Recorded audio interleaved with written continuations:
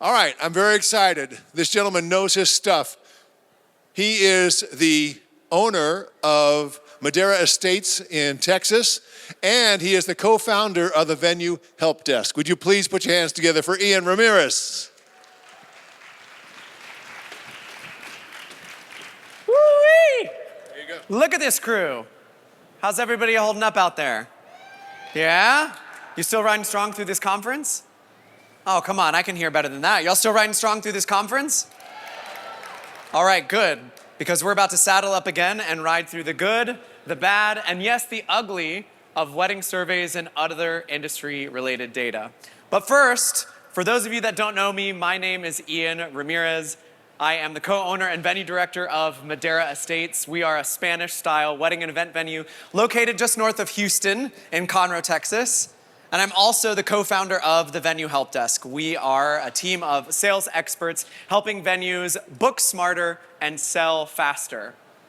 I'm also a WeddingPro educator and a born and bred Texan, if you couldn't tell by my cowboy boots. Where are my Texans at out in the audience today? Woo! All right, Texans, I need your help for this next part. So I am a former opera singer, so I'm gonna give you a little bit of a deep in the heart of Texas, opera style. You ready? Texans, I need your help with the little clap section, all right? You ready? The stars at night are big and bright, deep in the heart of Texas. Yes, I am an opera singer. Some people don't believe it. Thank you very much. So my friends think I sing all right, but I also have a lot of fun with doing a few accents here and there. So we're channeling my fellow Texan, Matthew McConaughey. All right, all right, all right. Welcome to the wedding industry's Wild West. In 2025, tradition has ridden off into the sunset. We've got couples that are skipping the cake cutting and they're swapping out first dances for first video games. I had my first one of those just a month ago.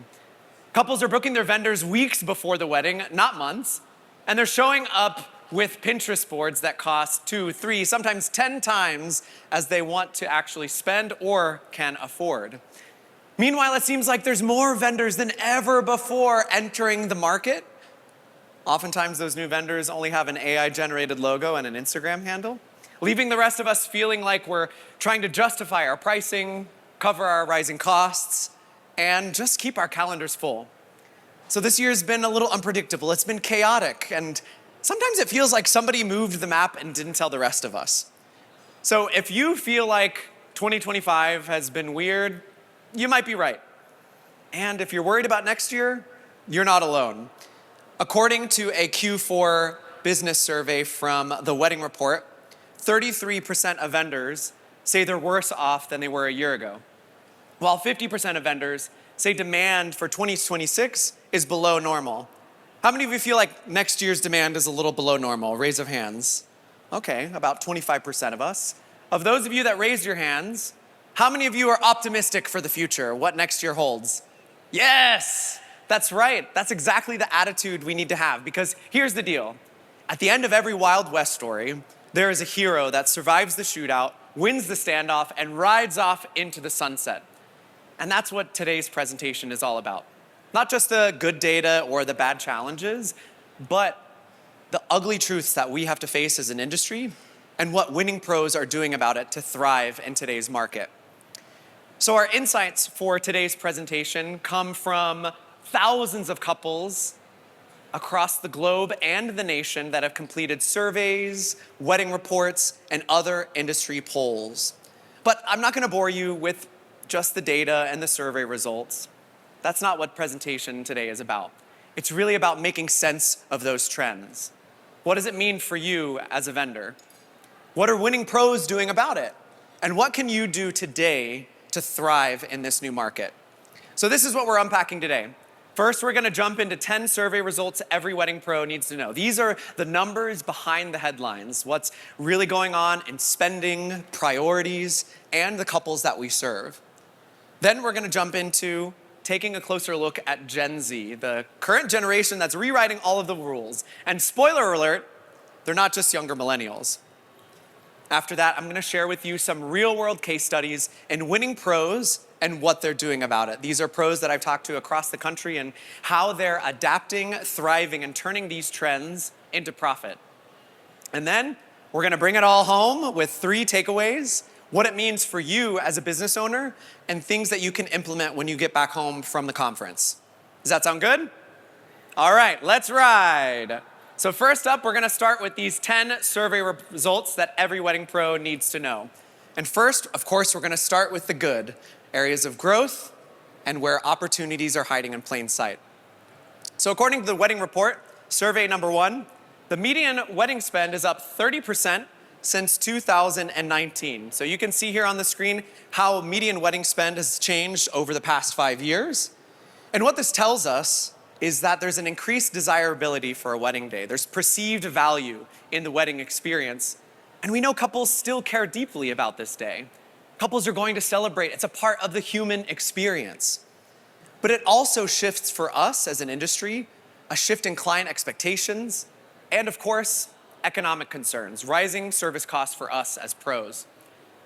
Now, if you take a closer look from budget ranges provided by the Wedding Report, you can see the changes in these different segments over the past 5 years. That middle segment, couples spending between $10,000 to $20,000, is still the largest segment.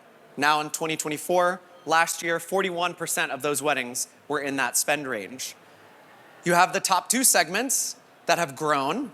Couples spending more than $30,000 have increased from about 11% now to about 18%. But most interesting about this diagram that you see here and chart on the screen is that our lower 2 segments, the bottom 2 segments, couples spending less than $10,000, has drastically decreased over the last 5 years.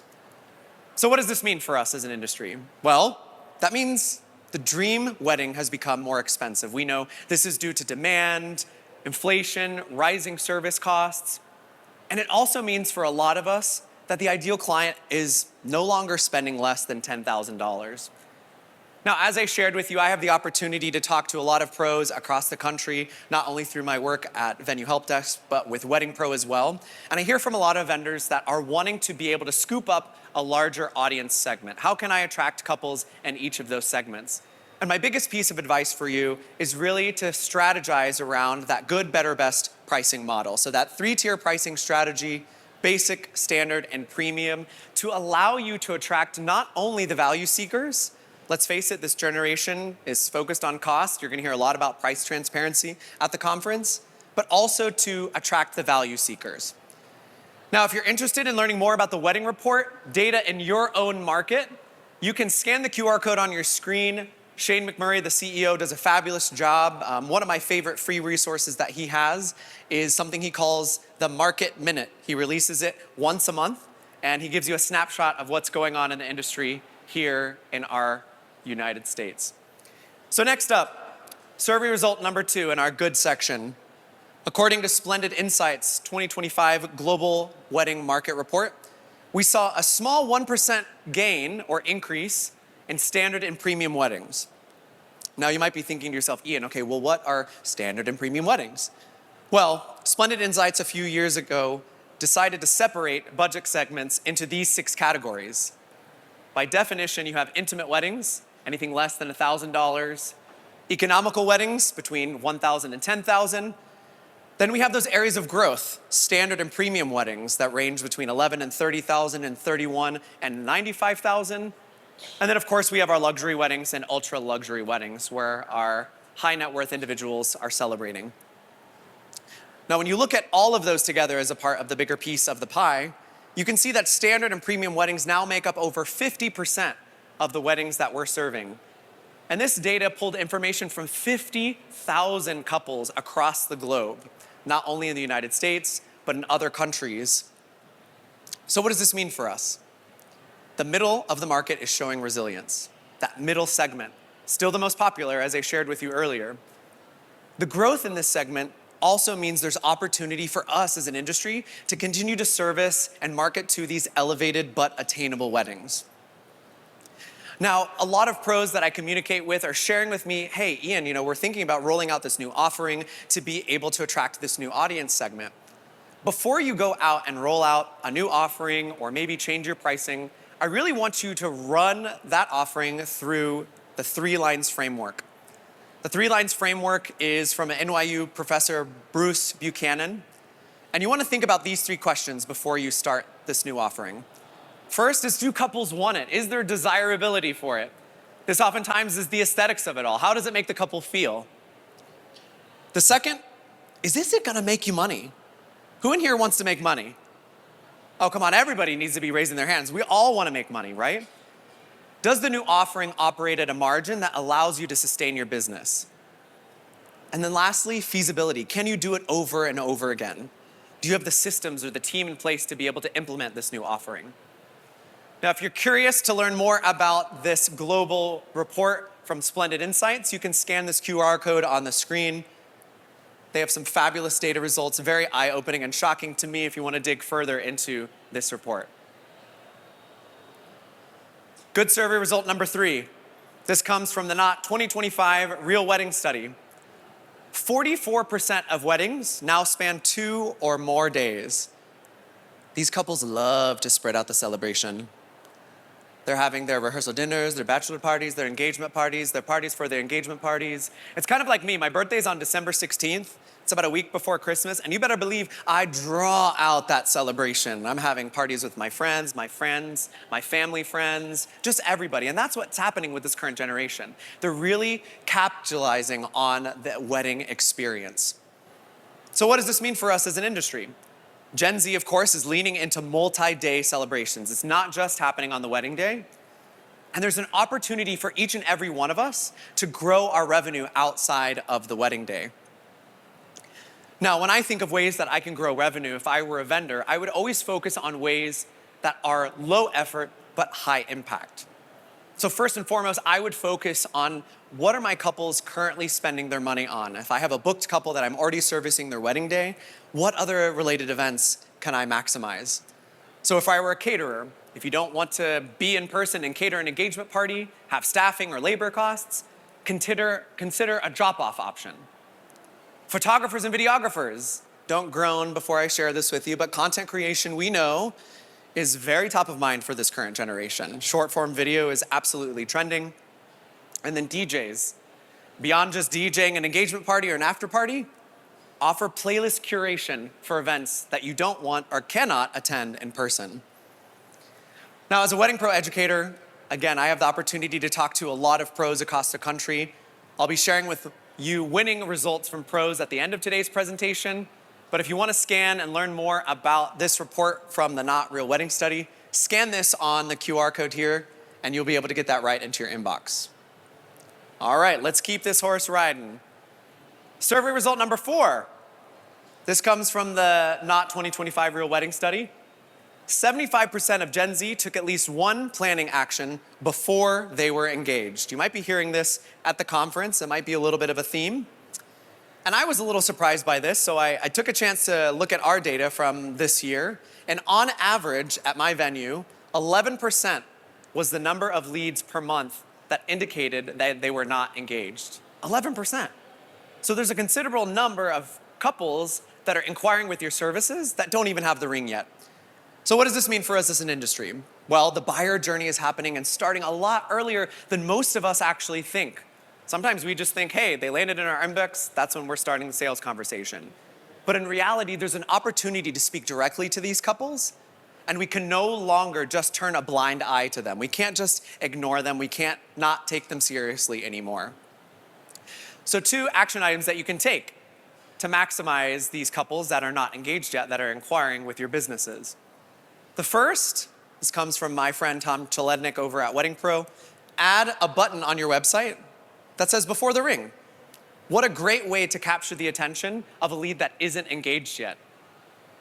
Or, and this is my favorite that we implement at my venue, is add a decision phase question to your website contact form. And you might be wondering, what does that look like? You see it up here on the screen. We ask a simple question on our contact form that says, where are you at in your venue selection journey? You can see the 5 options on the screen, everything from not engaged yet to ready to tour Madera Estates because it's at the top of my list, or researching venues for a friend or family member. How many of you have those? I'm just getting information for my daughter. I'm just getting information for my son. What an incredible way for you to be able to get this information without having to ask them. Short story, I actually stole this idea from my Botox doctor. I went to go get a little touch-up. I hope it's settled in for today's presentation. And I was going to schedule an appointment, and I saw a question on the form that just said decision stage, and there were 4 options on the drop-down.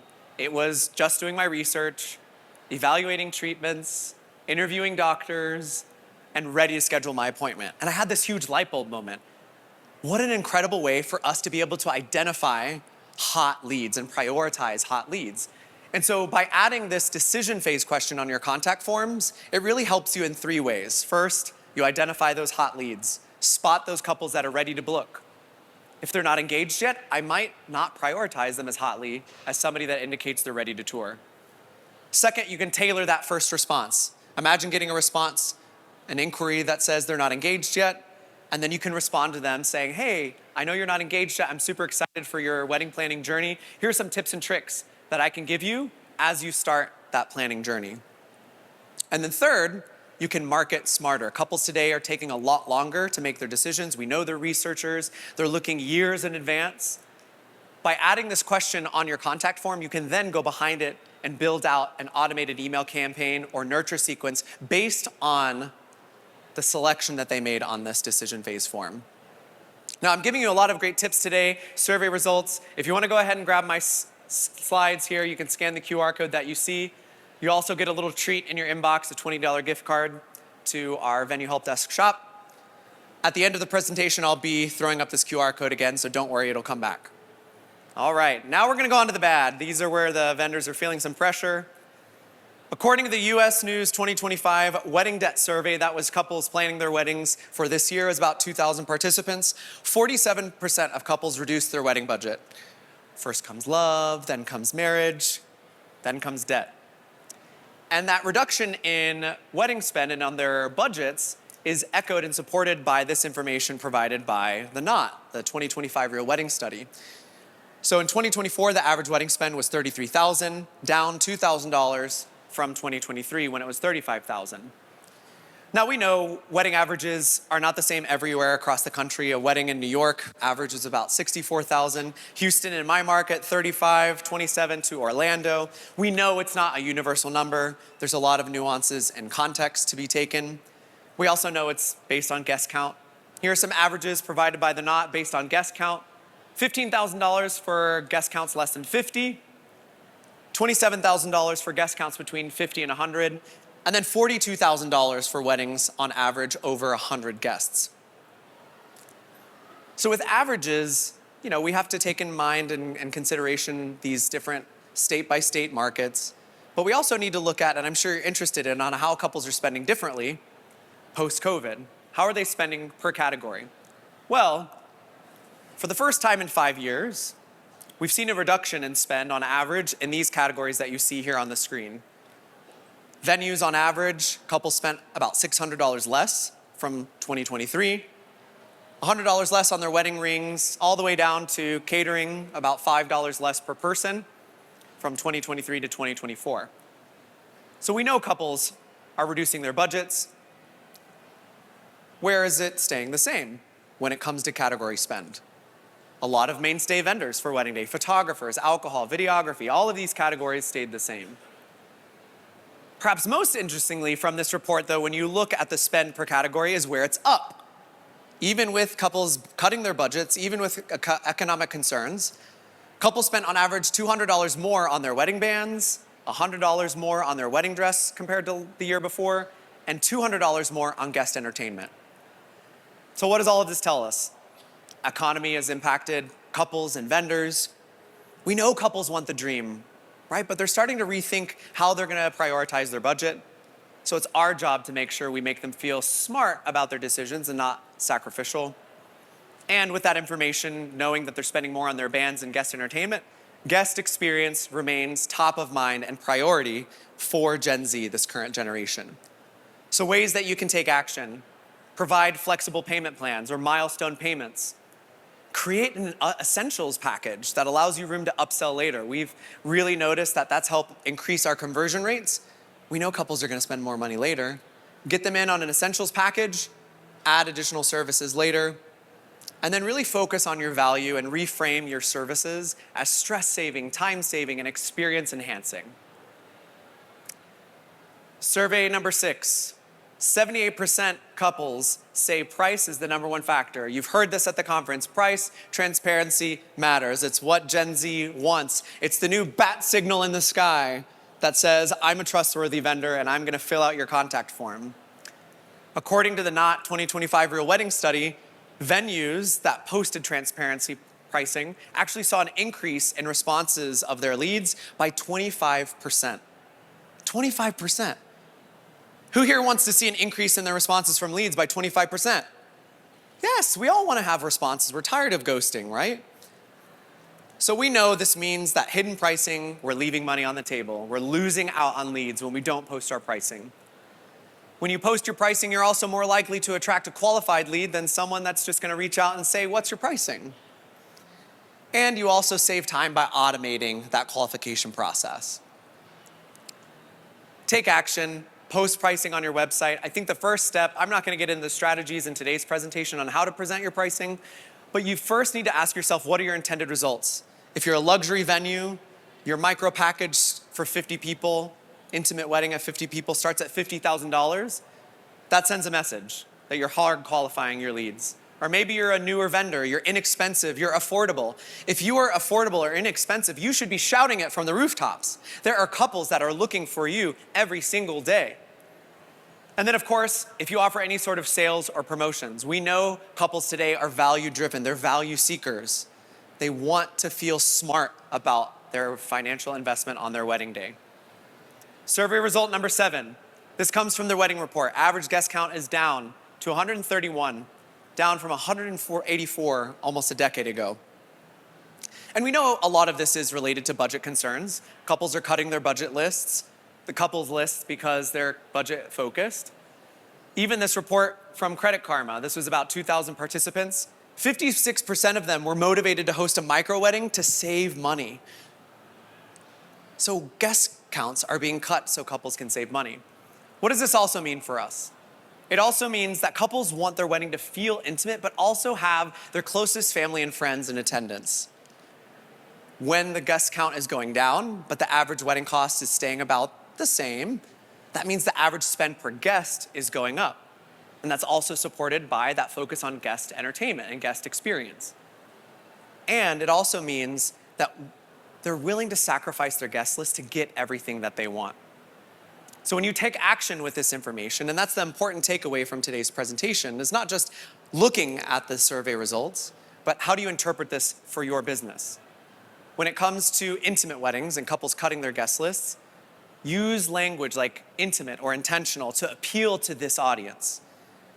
If you're a vendor that bases a lot of your pricing on per person rates, guest counts going down may impact your bottom line. So you might have to raise your per person rates, but when you do, make sure you're adding value simultaneously. I was working with one of my catering partners. They came to me talking about the rising food costs. They shared a little bit about their concerns about guest counts going down, and so they shared that they needed to raise their prices. We talked about a way that we can add value to their package. Adding an additional appetizer for cocktail hour was a no-brainer, super easy, low cost, something like a caprese skewer. When you're thinking about adding your pricing, think of ways that you can add value that doesn't impact your bottom line. And then lastly, create an intimate package. There are tons of couples that are inquiring for intimate weddings. So if you haven't created something already and you have the ability to do so, I highly encourage you to. So now we have the ugly survey results. Yes, that's a drag queen, as you all laugh. That actually was from my wedding day as a jilted bride interrupting my husband and I's first dance. That bouquet was an exploding bouquet. She hit it together and the flowers went everywhere. It was awesome. The ugly survey results. These are the shifts that we cannot ignore as an industry. This comes from Zola's 2025 First Look report. 48% of couples struggle to find balance between reality and the picture-perfect weddings they see online. Almost 50% of couples are stuck in this space between what they want and what they can actually afford. They're planning their weddings through comparison and not inspiration. And the weight of their finances, the economic climate is absolutely weighing on their minds. So what happens because of that? We're getting ghosting. We're getting decision fatigue.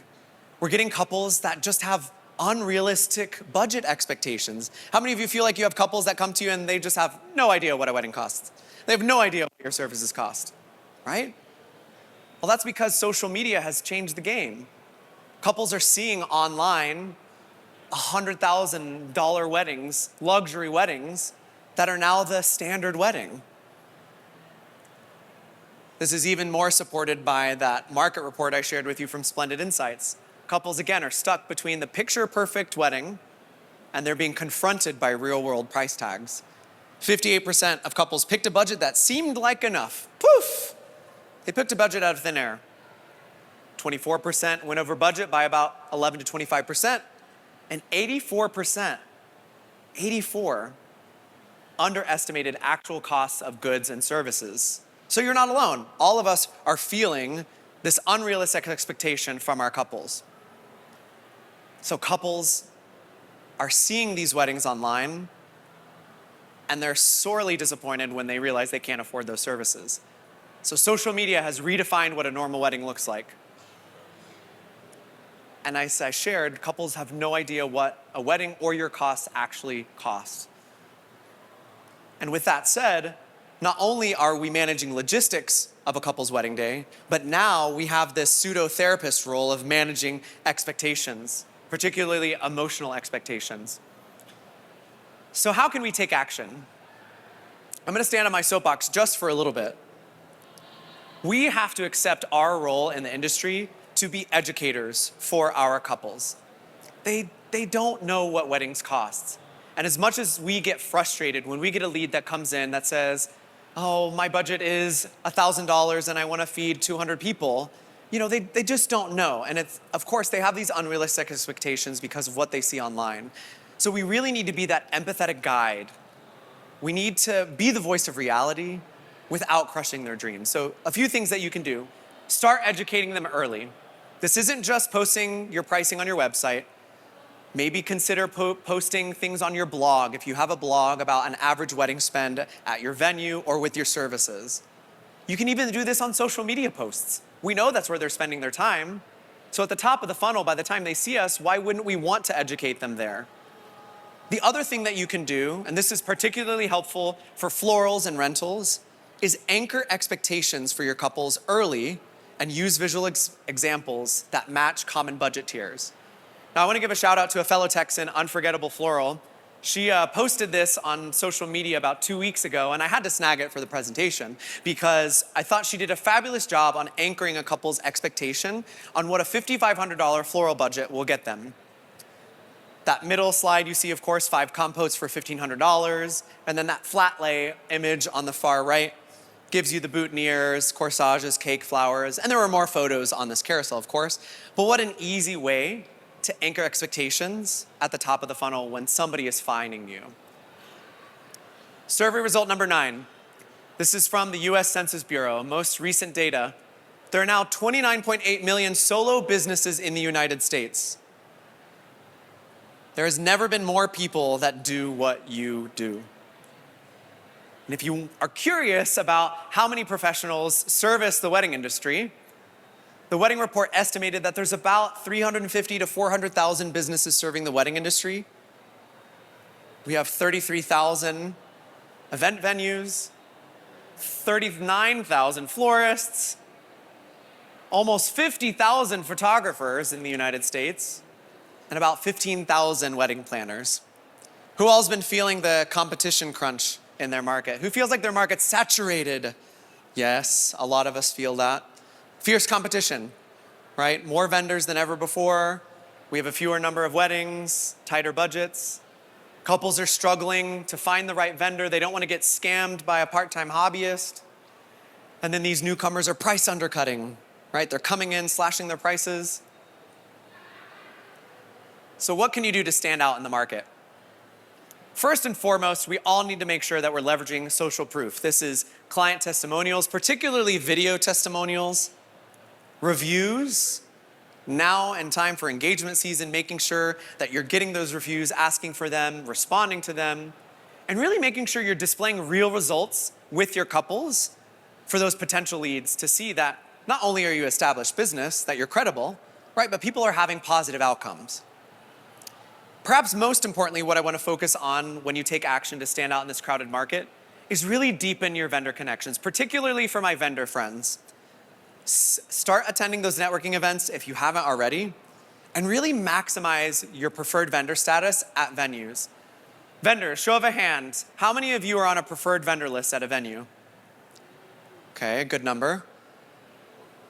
Stop just hoping that your name on a PDF will bring you business. You've taken that first big step to get on the venue's preferred vendor list, but a lot of you are just hoping that a lead is gonna look at that file on that PDF and click your link, if it is even hyperlinked, right?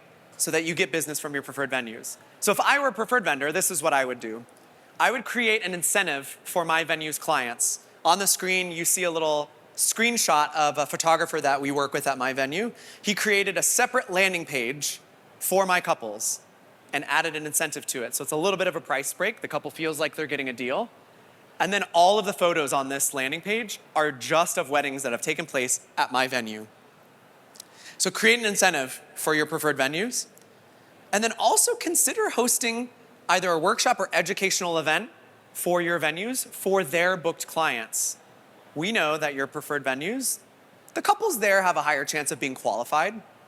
I have a florist that I work with that's on my preferred vendor list. She hosts a floral arranging class, a floral making class. It's a ticketed event, so she charges the public, but my couples get free access. So it's a great opportunity for her to get in front of my couples. How many of you want to get in front of physically more couples, right? A lot of you vendors are limited to just interactions on the phone or on the computer. I also have a DJ that I'm working with a dance instructor in my market to do an event for my clients, hosting a workshop of the top 3 moves that you need to make sure you have in your first dance so your first dance doesn't suck, right? But what an incredible way for me to maximize my role as a preferred vendor. And for me as a venue, I love that because they're making me look good. I want to collaborate with people that add value to my couple's experience. So if I were a preferred vendor on a venue list, that's what I would do. Now, if you're a vendor wanting to get on the preferred vendor list, I can tell you from experience as a venue, at Venue Help Desk, the number one thing that we tell vendors not to do, please don't just send an email asking to be on the list. Please don't show up at my venue.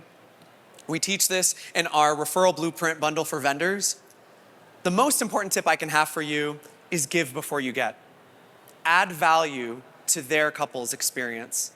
Consider writing a blog post, giving them some other planning resources. I have a DJ that I'm working with that is creating a QR code and a little sign that gives couples a playlist for getting ready. So getting ready music, it's gonna be placed in our suites, and the couples can then go to this landing page and choose what kind of ready music they wanna get ready to. What an easy way for that DJ to add value to my couple's experience, especially the ones that don't have a Spotify playlist, but then also get in front of my couples. Survey result number 10. This comes from the Wedding Report. The total number of weddings is projected to decline to 1.89 million by 2028. Of course, we know this is related to coming back to the normal number of weddings per year, between 1.9 and 2 million weddings. But it also shows a trend in attitudes towards marriage, decline in marriage rates. So this was information pulled from the CDC National Marriage and Divorce Rate Trends from the past 23 years. And Wedding Report, you can see here on the screen the top estimated declining states. Sorry, Louisiana, New Mexico, and Maryland. Louisiana has projected their marriage rate to decrease by 30% by 2028. Now, I'm not telling you to move anywhere, but if you want to know where it's projected to increase in marriage rates, you've got Utah, Montana, and Nevada. Woo! Lots of weddings happening here, I'm sure. Actually, my senior wedding planner is getting married here in February, so she's adding to that statistic. So why is this happening? Fewer younger couples are getting married. We know that the average age of our couples has steadily been increasing over the past few years. People under 30, the number of couples that are getting married below 30 has dropped from 41% to 38%. Demographics of our millennials, Gen Z, is flattening in the marrying years. And attitudes, as I shared, towards marriage are shifting. Couples aren't necessarily anti-marriage, they're just anti-pressure. We know today's generation, Gen Z, is anti-pressure. So what can you do? Knowing that the number of weddings are decreasing, number of marriage rates are decreasing, consider diversifying beyond the wedding day. There's a lot of wedding adjacent events that happen, elopements, vow renewals, and anniversaries, and then celebrations of life. I know there was another speaker speaking about this at the conference as well. Another opportunity to diversify your revenue. The other thing that we need to focus on really to combat this is turning our existing clients into lifelong fans. We need to stay connected with our couples after the wedding. We have 2 brand champions sitting right in front of us. I was talking with another speaker, Margot, and she shared with me that after her weddings, she always is in contact with her couples. She sends baby shower gifts, she sends housewarming gifts. Stay in contact with your previous couples because they will be your biggest cheerleaders. Now we're gonna take a closer look at Gen Z. So according to the US Census Bureau, here's our current makeup of couples in the marriage pool. Millennials, still hanging on. Gen Z is coming though. Gen Z, Gen Z, Gen Z. So now is the time to make sure that we're preparing our messaging, we're preparing our businesses for this marrying generation. So a few stats that I thought were interesting that I pulled from the Not 2025 Real Weddings report. 63% of Gen Z couples have their parents still paying for the wedding, which is a big number, which means we can't get rid of Facebook yet, unfortunately. And it also means that we have a second set of decision makers. So for venues, caterers, any vendor that has a high ticket price tag, we need to make sure we're inviting those decision makers to those appointments. What does a Gen Z wedding look like? You can see some of the survey results here. The survey from the Not 2025 Real Wedding Study was about 17,000 couples across the US that were planning a wedding in 2024 or in 2025. I think the biggest takeaway for me here was the top wedding style. They described their weddings as fun, romantic, and elegant. So making sure you have that highlighted in your copy, your messaging on your website and social media. And then we see the most important element in planning their wedding is cost, budget. That's absolutely at the forefront of their mind. Big differences here. I think the few highlights for me when you look at Gen Z compared to millennials and Gen X, we still have a lot of couples that are wanting to have desserts other than a traditional wedding cake.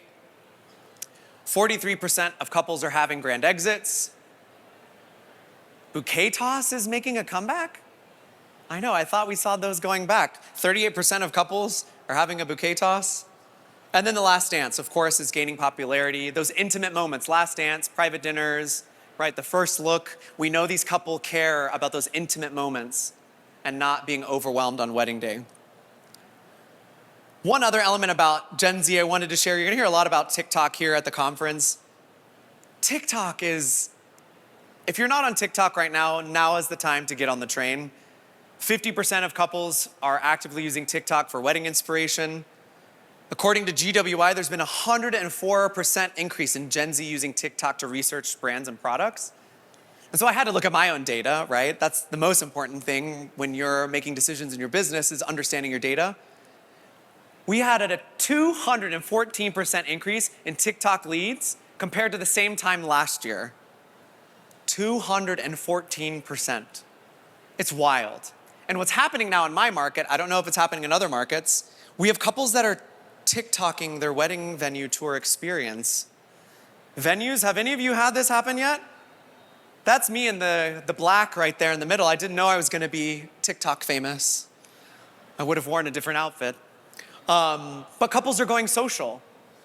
They're recording videos of their wedding planning experience and videos of their actual wedding experience after the wedding. They're giving wedding recaps. And this stat was fascinating to me. I learned this from the Wedding Industry Pulse Report. 47%, there was an increase of 47% in post-wedding recaps on Reddit. Reviews are moving beyond just leaving a review on your Google page. They're being recorded and posted on TikTok. They're being recorded and posted on YouTube. Keep that in mind as you start thinking about asking your couples for reviews for the future. This is telling us video is still king for a lot of these review platforms. So if you want to learn more about the Pulse report, you can scan a QR code here. It's a monthly report. It's another area that I like to get my information, my data, so I can understand what's going on in the industry and stay front of any changes. So last up, WeddingPros and what they're doing about it. I want you to meet Charlie. Everyone say hi, Charlie. Charlie's a photographer based in Oklahoma. She's been in business for 5 years. And as we were chatting, she was sharing with me that she noticed a market shift where couples were just completely skipping the consultation and booking vendors completely online. So she decided to really focus and hone in on transparency and simplicity, publishing full pricing, detailed experience information, and a process video of what it's like to work with her on her website. She eliminated her multiple packages. She used to have 4 or 5, and she streamlined it to just 2. Now she has a photo-only option, photo-video option, each with 10-hour coverage. Here were Charlie's results. 2025 was her best year yet in business. She had a goal of 25 weddings and booked 27. She already has 14 on the calendar for next year. Her gross revenue was $112,000, and she achieved all of this without paid advertising. She also focused on transparent pricing, vendor relationships, and Instagram collaborations. All of these are real-world case studies. Then you see me and Paul. That's my husband, Paul. Say hi, Paul. Yay, he looks so handsome. So we've been in business for 13 years. We're in the Houston area. And the market shift that we noticed over the past few years was really this budget-conscious driven couple and couples wanting intimate experiences, 50 people or less. So we created the Madera Mini. It's an intimate wedding package for 50 people, really designed to capitalize on the increase of intimate wedding requests and to help us fill our off-season dates. So here were our results. Since we implemented this in January, we've sold 21 of these intimate wedding packages, and 100% of the ones we've already hosted purchased additional hours or upgraded items. So again, getting them in the essentials and then upselling them later. It also helped us fill our off-season dates that would have otherwise remained unsold. Next up, we have Walter. Everybody say, hey, Walter. Yeah, my man Walter is a fantastic DJ. He's got a great enterprise at Toast Entertainment. He's in several markets across the US, and I think the biggest shift that he noticed was fierce competition in solo businesses. And so really what he focused on bulletproofing his business was building a community. So he and his team decided to focus on and double down on their preferred vendor partnerships, and they created a value industry partner program. Their team earns outreach points for networking, vendor gifting, and it's gamified it so their team stays competitive. I'm super competitive. I would be great on Walter's team. So here were his results. Toast now appears on 400 plus vendor lists nationwide, with preferred leads increasing 50% over the last 2 years. Their total sales have grown year over year, all driven by genuine relationships. Lita Verbena, shout out to her. She's a florist. Emma, everyone say hi, Emma. So she is based in Southern California, and she entered a new market in Palm Springs.